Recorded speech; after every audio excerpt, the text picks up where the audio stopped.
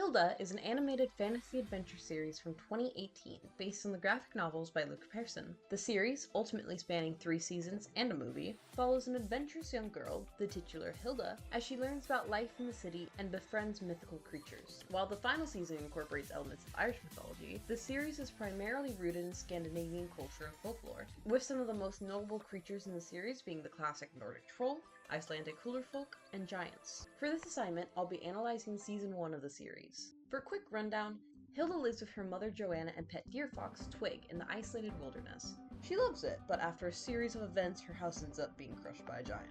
So they move to the big city where Joanna grew up, Trollberg. Hilda must now adapt to life in the big city, meet new friends, and find out that the city has much more to offer than first meets the eye. So delving into question 1, who is the protagonist? Well, it's Hilda, believe it or not. But the antagonist is a little less clear. It really varies per episode, but if you had to pick an overarching antagonist, an argument could be made for Hilda's mother, as, though a loving parent, she's one of the most consistent opposing forces of Hilda's wants. Those being to adventure and explore, constantly clashing with Joanna's protectiveness of her, even if for good reason. The dramatic question of the show is along the lines of, can Hilda help to bridge the synthetic divide between the civilized and the magical? This question is prevalent in all 3 seasons and, of course, the movie, though each season highlights a different aspect of this question, building upon what was answered in the previous season. A majority of conflicts throughout the season stem from the separation. Season 1 focuses on Hilda witnessing these divides for the first time after being completely immersed in the wild side of things. We see this primarily with the Wall, but we also see it with the Nissa, the Vitra, and really any interaction with magical creatures in the city. This divide is present and is the underlying theme of it all. The specific question being asked for Season 1 is, can Hilda adapt to life in the city without losing her adventure spirit and empathy? And I think that question is answered with a yes. She adapts to city life by constantly clinging to her principles and helping people and creatures alike. Throughout the constant push for regularity and rigidity in the city, Hilda persists to find the magical. Is there an identifiable 3-act structure? I think there definitely is, especially when viewed through a lens of Vogler's traditional structure. So here's how I would lay it out. Act 1, the departure. In Hilda, this is incredibly clear-cut. Act 1 is the first 2 episodes, and we know this because she's literally still in the old world, the wilderness. At this point, her house is still intact, and moving to Trollberg is just an unfortunate proposition.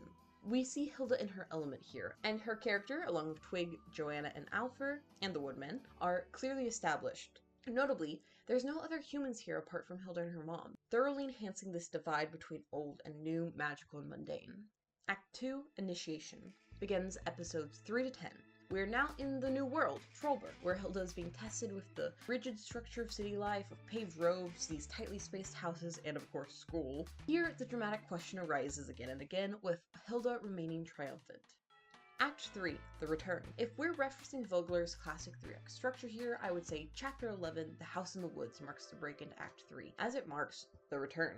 After falling off a weather spirit, Hilda finds herself lost in a great forest. There, she teams up with Woodman and finds a mysterious house in the woods. The house traps you, but gives you every desire, so unknowingly, Hilda even walks into her old room to sleep. She's back in the woods among magic, and even in her old bedroom, Hilda has definitely returned in some way to that previous life of hers. After attempts to escape, Hilda proclaims that all she wants is a way home, which brings her to her mom and the apartment in the city, which she notes she considers her home now. Skipping to 12 for a second, what are some other shows the key personnel have worked on? The creator, Luke Pearson, worked closely with the writer Stephanie Simpson to make the show. His only previous writing credit, on TV at least, is on a few episodes of Adventure Time, where he also acted as a board artist. And though not a show, he did create the graphic novels for Hilda and are still making them after the show.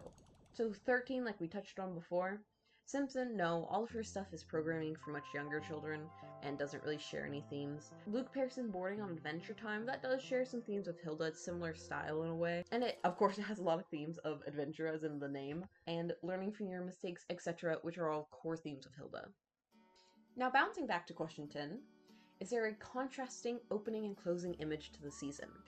And there definitely is. There is a very intentional connection between the two.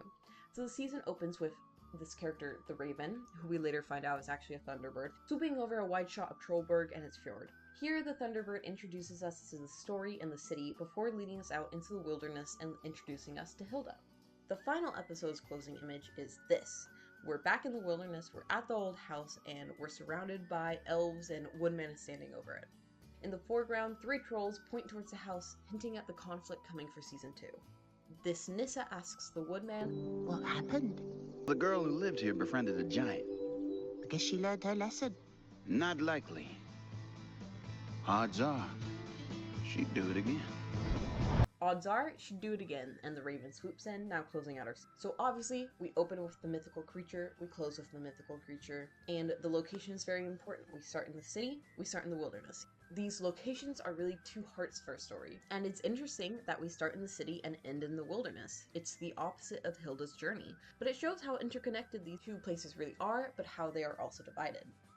And finally, question 11, is there a question left unanswered at the end of the season? Yeah, we've got all sorts of loose threads. Where does that extra space of nowhere space go to? What about those tide mice? Is she cursed? Is that weather lady really dead? But really, the main question is, like the Woodman said at the end of the episode, will Hilda do something like this again? And the answer is yes, and that's what sets us up for 2 and 3.